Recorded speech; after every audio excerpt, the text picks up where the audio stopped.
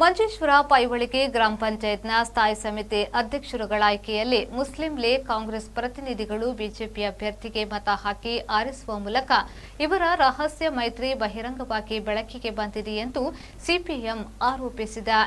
ಇತ್ತೀಚೆಗೆ ನಡೆದ ಸ್ಥಳೀಯಾಡಳಿತ ಚುನಾವಣೆಯಲ್ಲಿ ಯುಡಿಎಫ್ 9, ಎಡರಂಗ 6, ಬಿಜೆಪಿ 5 ಹಾಗೂ 1 ಪಕ್ಷೇತರ ಎಂಬಂತೆ ಪೈವಳಿಕೆಯಲ್ಲಿ ಫಲಾಫಲವಿದೆ. ಇದರಂತೆ ಯುಡಿಎಫ್ ಆಡಳಿತ ನಡೆಸುವ ಪಂಚಾಯತ್ನಲ್ಲಿ 2 ಪ್ರಮುಖ ಸ್ಥಾಯಿ ಸಮಿತಿ ಅಧ್ಯಕ್ಷ ಹುದ್ದೆಗಳನ್ನು ಬಿಜೆಪಿಗೆ ಯುಡಿಎಫ್ ದಾನ ಮಾಡಿದ್ದು, ಇದು ಚುನಾವಣಾ ಪೂರ್ವದಲ್ಲಿ ಯುಡಿಎಫ್ ಬಿಜೆಪಿ ನಡುವಣ ಮಾಡಿಕೊಂಡ ಒಳ ಒಪ್ಪಂದಕ್ಕೆ ಪ್ರತ್ಯಕ್ಷ ನಿದರ್ಶನ ಎಂದು ಸಿಪಿಎಂ ಆರೋಪಿಸಿದೆ. ಇದರ ವಿರುದ್ಧ ಎಡರಂಗ ಕಾರ್ಯಕರ್ತರು ಲೀಗ್ ಹಾಗೂ ಕಾಂಗ್ರೆಸ್ಸಿಗರ ವಿರುದ್ಧ ಪ್ರತಿಭಟನೆ ನಡೆಸಿ ಘೋಷಣೆ ಕೂಗುವ ದೃಶ್ಯ ಕಂಡುಬಂತು. ಮಂಜೇಶ್ವರ ವಿಧಾನಸಭಾ ಕ್ಷೇತ್ರ ವ್ಯಾಪ್ತಿಯ ವಿವಿಧ ಪಂಚಾಯತ್ಗಳಲ್ಲಿ ಯುಡಿಎಫ್ ಬಿಜೆಪಿ ನಡುವೆ ಒಳ ಒಪ್ಪಂದಗಳು ನಡೆದಿವೆ.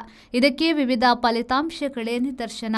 ಪುತ್ತಿಗೆ ಜಿಲ್ಲಾ ಪಂಚಾಯತ್ ಡಿವಿಷನ್ನಲ್ಲಿ ಬಿಜೆಪಿ ತನ್ನ ಮತವನ್ನು ಕಾಂಗ್ರೆಸ್ ಅಭ್ಯರ್ಥಿಗೆ ಹಂಚಿಕೊಂಡಿದೆ.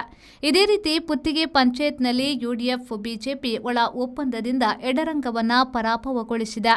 ಇದೇ ರೀತಿ ಮೀಂಜಾ, ವರ್ಕಾಡಿ ಹಾಗೂ ರಾಜ್ಯ ವ್ಯಾಪಕ ಎಡರಂಗದ ಸೋಲಿಗೆ ಬಿಜೆಪಿ ಜೊತೆ ಲೀಗ್ ಕಾಂಗ್ರೆಸ್ ಕೈ ಜೋಡಿಸಿದೆ ಎಂದು ಸಿಪಿಎಂ ಮಂಜೇಶ್ವರ ಏರಿಯಾ ಕಾರ್ಯದರ್ಶಿ ಕೆಆರ್ ಜಯಾನಂದ್ ಅವರು ಆರೋಪಿಸಿದರು.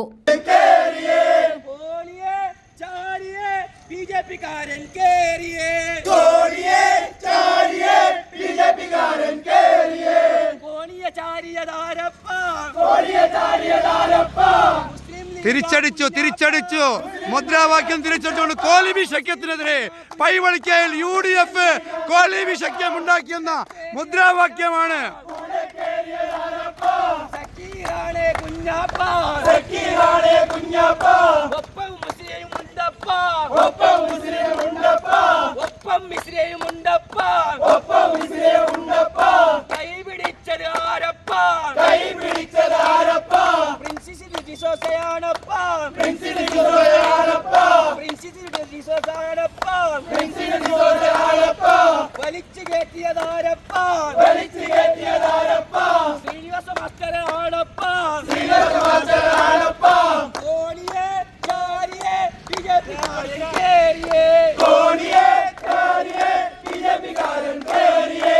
താരാട്ട്പാടിലൂടെയാണ് യുദ്ധം മുദ്രാവാക്യം ഉയർത്തിക്കൊണ്ടാണ് കോലിബി സഖ്യത്തിനെതിരെ ആഞ്ഞടിച്ചുകൊണ്ടാണ് പൈവളിക്കയിലെ ഭരണം ബിജെപിക്കൊപ്പമാണെന്ന മുദ്രാവാക്യം ഉയർത്തിക്കൊണ്ടാണ്.